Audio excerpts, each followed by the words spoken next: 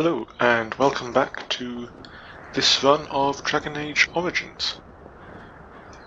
Since the main point of this run is to get me to talk a lot, I thought I would just try and read all of the Codex entries I've received so far, since this will probably be very uninteresting to the zero of you who are still watching this. I'll have it as its own video. So, no, that was wrong. Whoops. Nope. Here. Yes. Codex.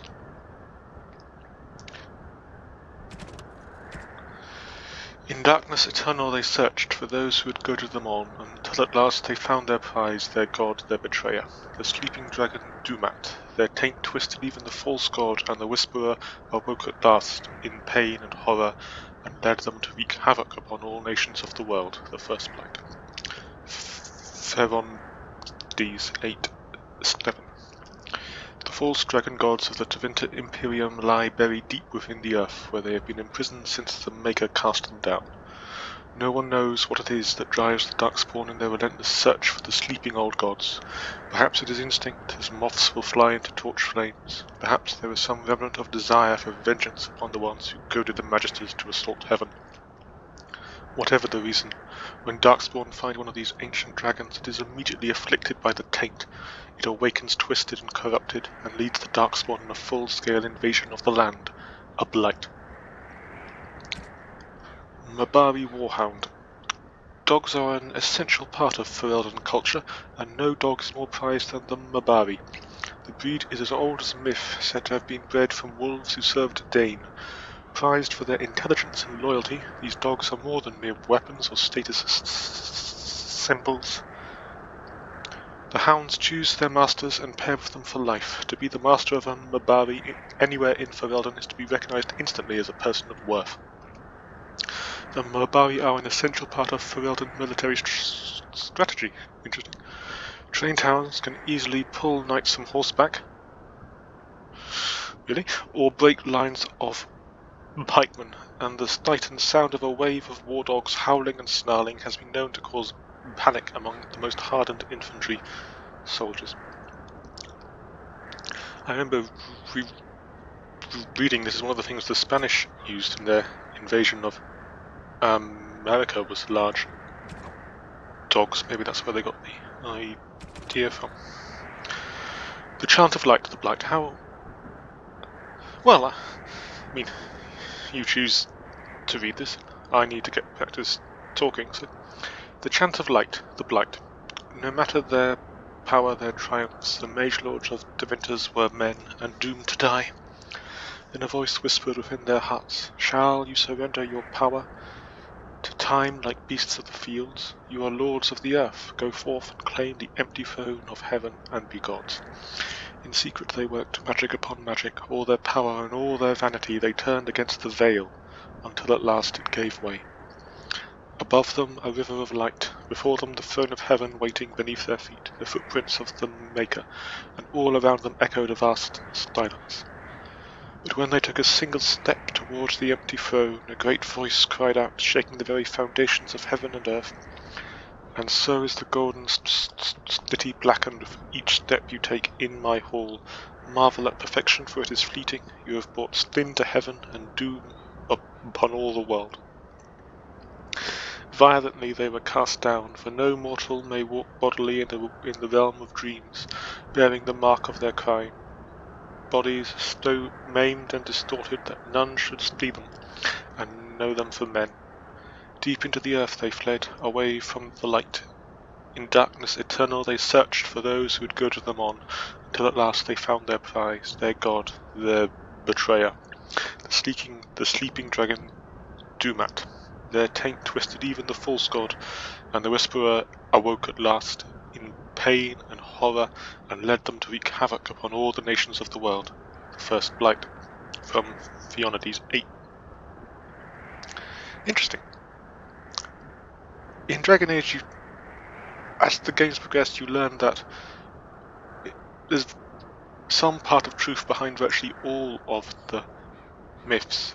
Chantry is often dismissed as being completely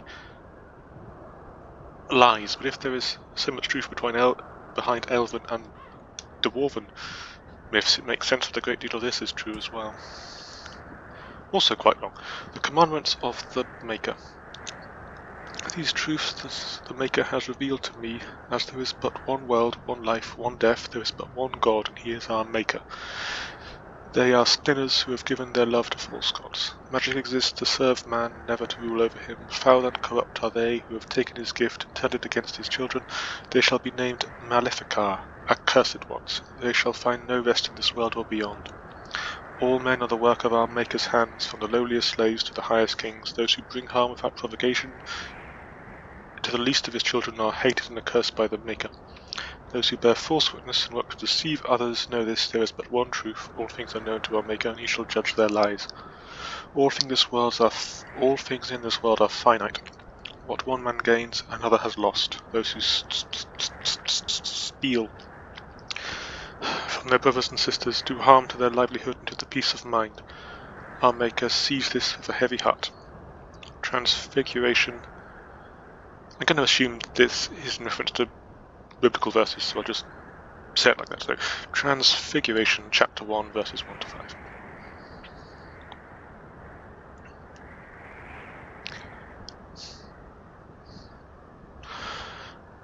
I've wondered about the chantry a lot, whether it seems very obviously based on Christianity and maybe medieval Catholicism. I wondered if they have a position on the salvation by good works or salvation by belief debate. Oh, this is where I'm from. The Slitty Elves. The humans tell tales of Andraste, and to them she was a prophet. To our people, however, she was an inspiration. Her rebellion against Tevinter gave our people a window for which to see the sun, and we reached toward it with all our strength. The rebellion was brief but successful. Even after the death of the prophetess, we fought on for independence as the human imperium began to crumble. In the end, we won freedom and the southern land known as the Dales, and we began the long walk to our new homeland. There in the Dales, our people revived the lost lore as best we could. We called the first city Halam Shiral, end of the journey, and founded a new nation, isolated as elves were meant to be, this time patrolled by an order of emerald knights, charged with watching the borders for trouble from humans. But you already know that something went wrong. A small elven raiding party attacked the nearby human village of Red Crossing, an act of anger that prompted the Chantry to retaliate with their superior numbers conquer the Dales. We were not enslaved as we had been before, but our worship of the ancient gods was now forbidden. We were allowed to live among the humans only as second-class citizens who worshipped their Maker, forgetting once more the scraps of law we had maintained through the centuries.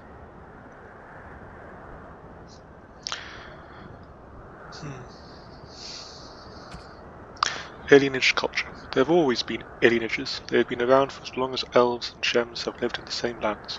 Ours isn't even the worst. They say that Valrioa has 10,000 elves living in a space no bigger than Denerim's market. Their walls are supposedly so high that daylight doesn't reach the Vedendal until midday. But don't be so anxious to start tearing down the walls and picking fights with the guards. They keep out more than they keep in. You don't have to live here, you know. Sometimes the family gets a good break and they buy a house in the docks or the outskirts of town. If they're lucky, they come back to the alienage after the looters have burnt their house down. The unlucky ones goes to the pauper's field. Here we're among family, we look out for each other. Here we do what we can to remember the old ways. The flat ears who have gone out there, they're stuck, they'll never be human. And they're gone and thrown away being elven too. So where does that leave them? Nowhere.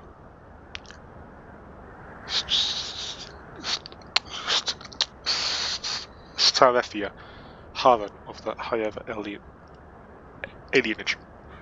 Well, a couple of interesting things there. One, we heard earlier that Highever was better than Denerim, where we came from. And this person saying that Highever is better than Valrioa, which implies that the alienage I was from was really one of the better ones. And still that awful thing happened at the start of the game, so alienages are certainly not pleasant places to grow up. At the same time, I understand the point about the walls protecting them. In medieval Europe, these independent colonies within cities were not just to oppress people. I remember reading a history of the Hansa, the trading network in the Baltic Sea, and how they established a German quarter in the Norwegian city of Oslo, I think, founded by merchants from Bremen, which had its own sort of organisation and its own rules and laws. In a time without any police force, you need to have your own authority to enforce rules if you have your own community, and so this sort of segregation by nationality, it is not always harmful, though clearly in the case of the elves, the alienages are very oppressive.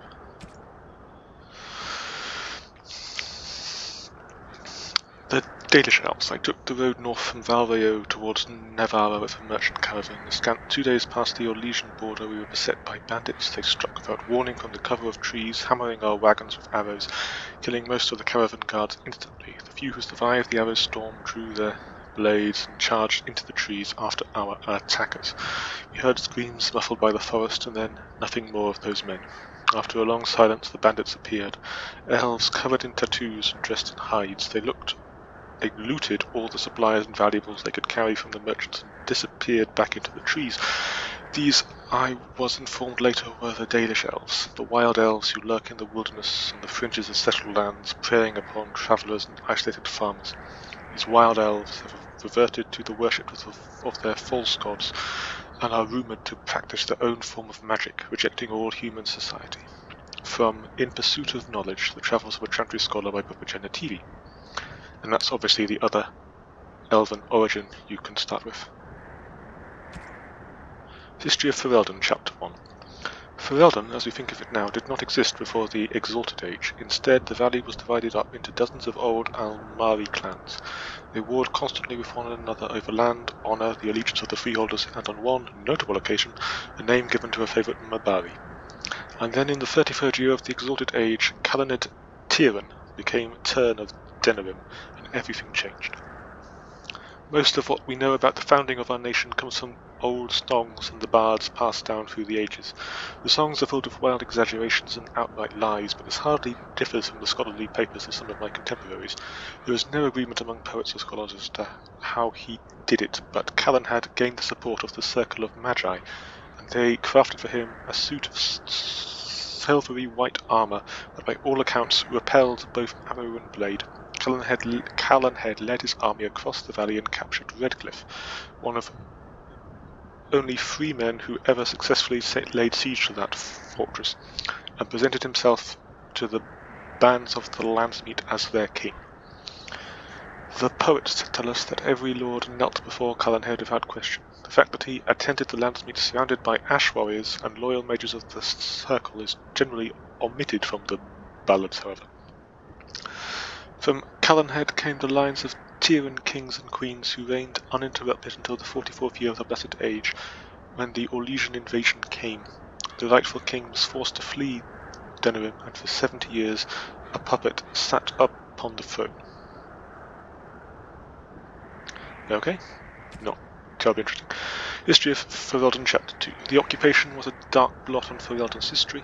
Our people, who from time immemorial valued their freedom over all else, were forced to bow to Orlesian rule.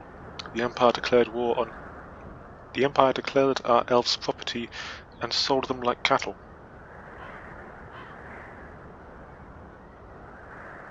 I didn't think the Orlesian Empire enslaved elves. Chevaliers routinely plundered freeholds of coin, food, and even women and children, and executed it as taxation, and for 70 years no landsmeets were held, for the imperial throne had declared our ancient laws a form of treason. King Brandel was one of those who escaped. He tried to organise the other fugitive lords to retake their land, but Brandel was neither clever nor persuasive, and the nobles preferred to take their chances alone. Ferelden might still be little more than a territory of the Empire were it not for the fact that his daughter had all the charisma that her royal father lacked.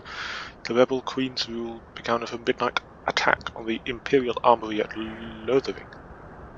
It was swift and successful, and with their pilfered arms the rebels began a campaign against the Orlesians in earnest. But the turning point of the war came when a young freeholder joined the Queen's army. The lad, Logain MacTair, possessed a remarkable talent for strategy, and quickly became the favourite advisor of young Prince Marek. The Queen finally died at the hands of Orlesian sympathisers, anxious to curry favour with their painted masters, and Marek took her place as the leader of the rebellion. Logain became Marek's right-hand man. Marek and Logain led the rebels in a new campaign against their Orlesian oppressors, culminating in the Battle of River Dane, when the last Chevalier in Denerim were crushed. With their... where am I? With the capital once more in the hands of Ferelden's, the battle to free our people was finally over, but the battle to rebuild what had been lost had only just begun. From Ferelden Folklore and History by Sister Petrine Gentry School. I'm Scottish, as you probably can't tell, and this does remind me a bit of the Wars of Independence in the 13th and 14th centuries. Culture of Ferelden. The Fereldens are a puzzle. As a people, they are one bad day away from reverting to barbarism. They repelled invasions from Tevinter during the height of the Imperium with nothing but dogs and their own obstinate disposition. They are the coarse, willful, dirty, disorganized people who somehow gave rise to our prophet, ushered in an era of enlightenment, and toppled the greatest empire in history. There are a few things you can assume safely in dealing with these. There are a few things you can assume safely in dealing with these people. First, they value loyalty above all things, beyond wealth, beyond power, beyond reason. Second, though they have nothing in their entire country which you are likely to think at all remarkable, they are extremely proud of their accomplishments. Third, if you insult their dogs, they are likely to declare war. And finally, the surest sign that you have underestimated the Fereldens is that you think you have come to understand them. Empress Staline I of Orlais in a letter to a newly appointed ambassador to Denerim. That's sort of a bit complimentary, I suppose, though. You would think when you appoint an ambassador who knows something about the country you're appointing them to. I have a problem with Elven translation, and I have no idea how to pronounce that correctly, but I'll try. Venadal, the tree of the people, I think. Mostly the old ways are gone. Each generation forgets a little more of the old tongue, a little more of the traditions, and the few things we keep become simple habits, the meaning long since faded. So it is with Venhadar, the tree of the people. Every alienage has one, I'm told, or they used to. When I was a little girl, my mother told me the tree was a symbol of Arlafon, but not even she knew more. Keeping the Venhadar is just a habit now. Many cities have let theirs wither and die, then chop them up for firewood. No great loss.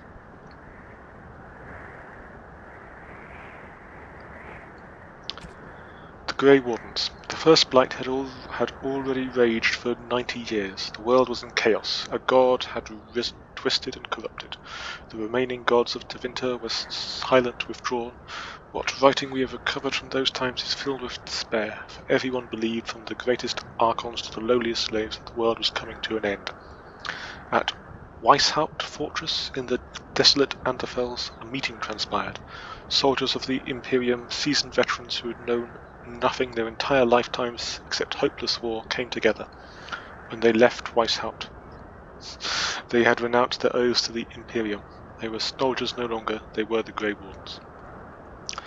The Wardens began an aggressive campaign against the Blight, striking back against the Darkspawn, reclaiming lands given up for lost. The Blight was far from over, but their victories brought notice, and soon they received aid from every nation in Hades. They grew in number as well as reputation. Finally, in the year 992 of the Tevinter Imperium, upon the Silent Plains, they met the archdemon Dumat in battle. A third of all the armies of northern Thedas were lost to the fighting, but Dumat fell, and the Darkspawn fled back underground. Even that was not the end. The Imperium once revered 7 gods: Dumat, Stazikil, Toth, and Doral, Razihale, Luskan, and Uthpermiel. 4 have risen as archdemons. The Grey Wardens have kept watch through the ages, well aware that peace is fleeting and that their war continues until the last of the dragon gods is gone.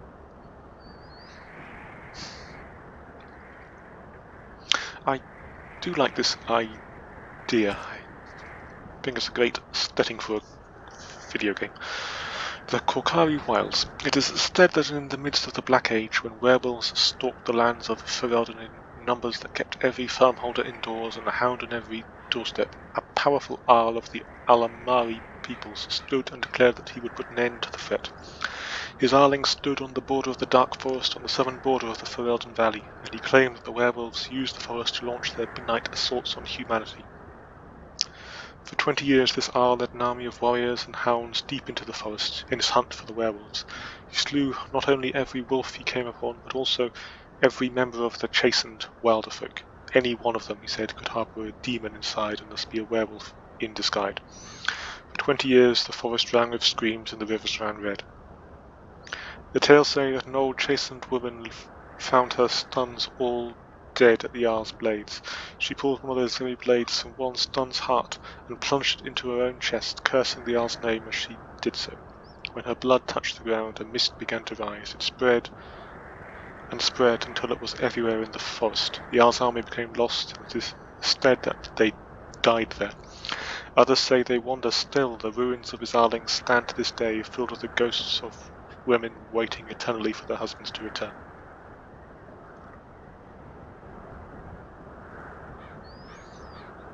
I found it odd it's just the women, because I thought they would have been killed as well. He doesn't say they were just killing the chastened, but it's, yeah, every member of the... Anyway. The forest of the legend is of course the Korkari Wilds. There are as many legends about the great stubborn forest as there are shadows, or so the saying goes. The chastened wilder folk have made their homes there since mankind first came to these lands, and the wildlands spread as far into the south as anyone has ever ventured. Beyond the mists are vast tracts of snow-white-capped mountains, and entire fields of ice. It is land too cold for mankind to survive, yet the chastened eke out an existence even there, and they tell of horrors beyond the wilds that the lowland folk could not begin to comprehend. To most Ferelden simply ends with the Korkari Wilds. There is nothing beyond. The wilds are a land of great trees, wet marshes, and dangerous monsters. What more need be said? From Land of the Wilders by Mother Alis, Chantry Scholar, 918 Dragon. I think that's a date. Darkspawn.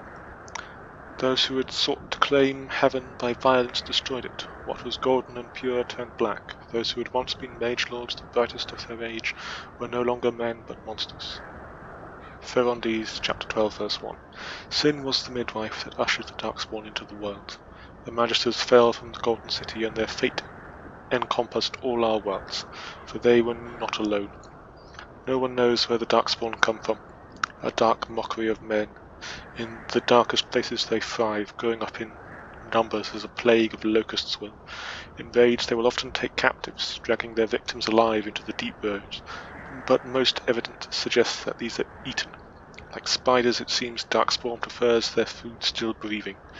Perhaps they are simply spawned by the darkness. Certainly, we know that evil has no trouble perpetuating itself.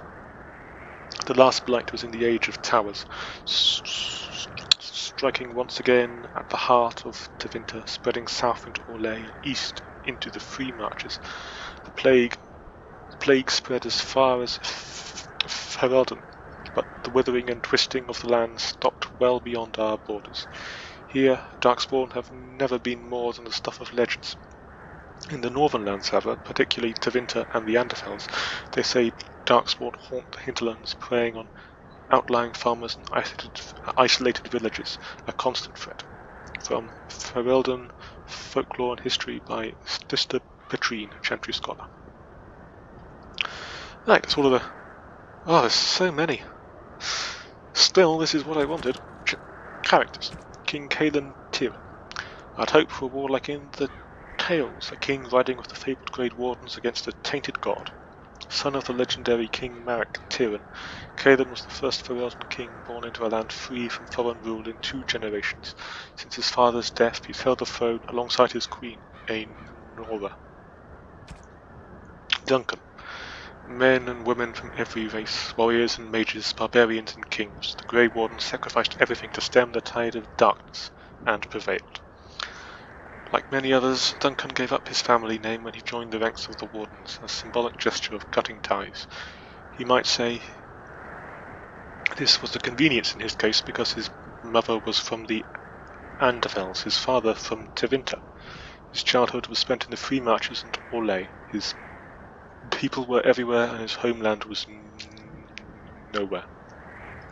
He was given the almost impossible task of leading the Wardens in Ferelden, a kingdom that had thrown the Order out 200 years earlier. Facing local suspicion and hostility, he set about finding recruits. Meaning me. Loghain Mac Tyr. Mac is a Scottish word meaning son of. I wonder if that's the same here, but not everyone seems to use it. And I clearly think that Ferelden is sort of loosely inspired by medieval England, while Orlais is inspired by medieval France, or maybe slightly later than medieval France.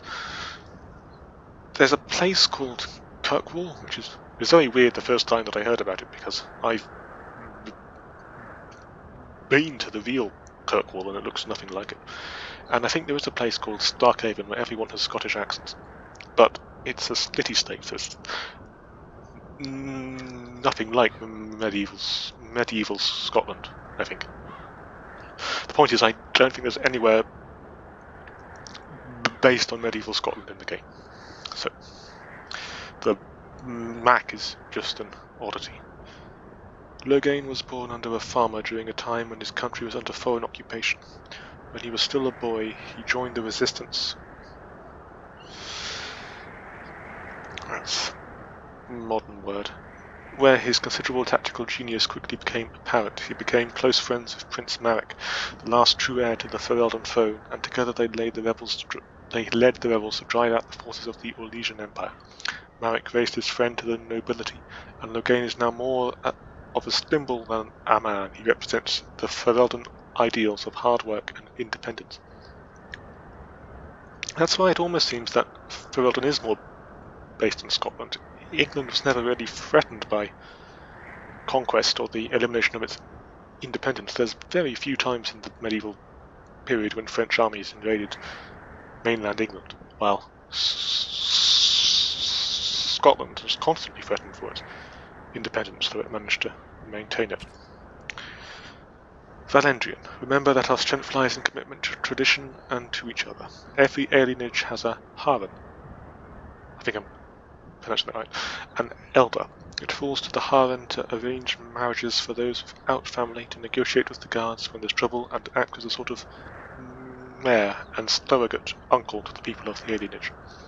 The title, like so many things, is a holdover from the time of Arlathan, for Harans are not necessarily the oldest person in their community, or even all that old. Tradition gives the role to the oldest stole, the wisest, cleverest, and the most level-headed.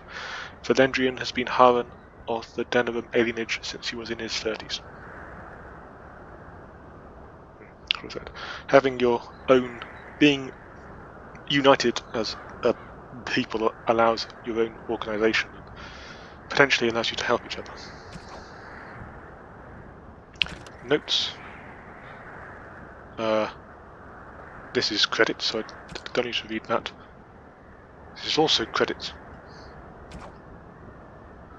Right, I think that might be all of that, and since that took... Yes, this is just tutorial stuff. Since that took half an hour, I think that is enough for one recording, so I'll end it here.